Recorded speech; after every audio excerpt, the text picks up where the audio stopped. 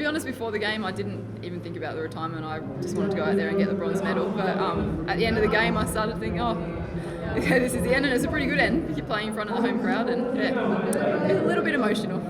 Was there a moment during the match where you took a little bit of time to look around the crowd and to look around where you were and to think that this was going to be no more? Only really at the end, because I'm pretty focused, and I believed pretty much to the last point that we were going to get that match. So thoughts about my own retirement weren't inside. But yeah, right at the end, I was sitting off and thought, okay, that was a pretty good weekend and a pretty good way to go out. So.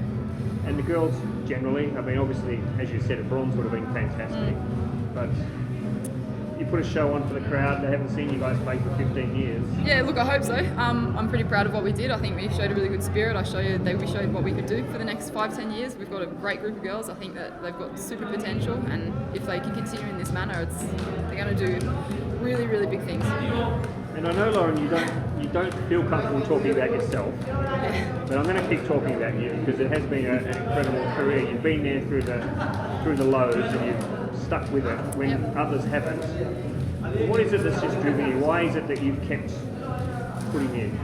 I mean, my first reason for heading overseas was to play for the national team. I wasn't good enough, and I just wanted to get in there, and it's always been my goal. It's just playing for Australia. I mean, there's nothing better, is there? So ever since I went overseas to France the first time, the goal's been to get better, get into the team, get the starting spot, win games, just keep moving forward. It's not hard for me to motivate. It's just I see that goal at the end and I want to reach it. So. But you and I have talked about this before, about the incredible sacrifice you've had to make in terms of the amount of times you've been back here to spend with your family in 10 years has been minimal. I mean, you go for months and months, years sometimes without seeing the family. So you've made a lot of sacrifices to get here. I have, but they don't feel like sacrifices. I really wanted to get where I wanted to get. I didn't quite get there, but I was fighting for it the whole time. So I think my family have been super supportive, and they just think it's amazing what I'm doing, and they're very proud of me. So it's been very easy to just continue on the journey and fight really hard. So. Do you think you leave women's volleyball in Australia in a good state? I think so, honestly. What you saw yesterday in probably the first set and today in patches was some really pretty good volleyball. So I hope and I'm sure that actually we will continue on the way up. I see really good things in the future. So. And I don't want to make the guy sitting next to you feel uncomfortable, but you're about to go off and coach a men's team in Switzerland. Yeah. Is there a chance that down the track, when Mark Barnard decides to go elsewhere, that we might see Lauren Bertolacci coaching the Australian Yeah, well, that would be nice, team? wouldn't it? Yeah, maybe. Yeah, absolutely, I'd love to. More than a maybe, is it? No, I'd love to. Would you like to? Of course, 100%. Well, Lauren, can I just say on behalf of everybody that's watched you for many, many years now, thank you for the ride you've taken us on and for being such a great sport and for being such a great spokesperson for sport as well, for women's volleyball, which you have been. You've been out there and sold the message day in, day out, and been a great ambassador for the sport. So enjoy your retirement. I appreciate it. You can give me tears. Appreciate it. You stay there. Just before you go, can I just, Mark, any words you want to say about Lauren and what she's done for women's volleyball in Australia? You know what? She has no right being an international player. You know, she's too short, she's not fast enough, she doesn't set well enough, she can't block. Wrong, and wrong. And that was all she was told when she was younger. And she went away and basically said to everyone, the stuff you like, I'm going to prove you wrong. And she did in every facet. And I think you said earlier about her being driven. She's driven.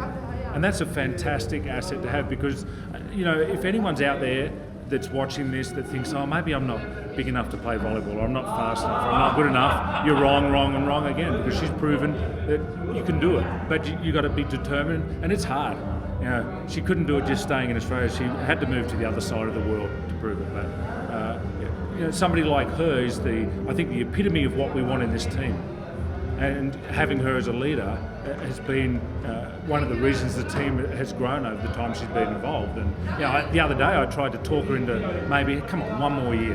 Let's just smooth it over. We're just trying to transition a new setter in, but she's got a bigger and better path to go along now. And you asked the question about being the Australian coach. Absolutely. Yeah. She should be. She's obviously got a great volleyball brain. It'd be handy to have on your coaching staff, wouldn't she? Oh, she would be. And, you know, the thing about coaching, I think, is setters. Setters are always interesting because for them, there's usually much more going on. You just hit the ball that they throw up in the air. Whereas the setters have got to, you know, plan and scheme as they go along. And I think that lends itself to coaching. It's all about planning and scheming. It doesn't always work, but that's what you've got to at least be thinking that way. Anyway, enough about Lauren. Yeah, I know. It's just, Enough already. Tonight, I mean, it would have been nice. And each set, you went out there, the Australian team went out there, played how we know they can all play, but again, falling into that trap of not being able to sustain that pressure for the entire set. you know, one of the things as we progress through Grand Prix, at the beginning of it, or even in Asian Championships, our passing had moments. And I thought this could really bring us undone. And it didn't tonight, but we just made way too many errors. And I think once you start making a few, the thing that's in the front of your mind is I don't want to make another one, and then you make another one. That paradox of not wanting to make mistakes, more mistakes. And we just made a lot of errors. And you just can't turn the ball over. And then when we got a little bit tentative, we just gave them a free ball, they would bang it back at us. So we got ourselves in a situation where we were just trying to keep our heads above water at times. And you've got to be, with teams like this, you've got to be aggressive. You've got to serve tough, you've got to swing away, and we had opportunities, but we didn't do it. So.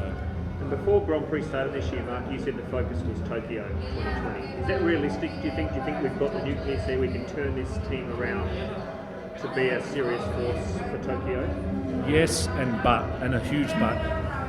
We cannot do it under the current way that things are done. We can't. You can't just play 2 tournaments a year, train for 2 weekends and go to Tokyo.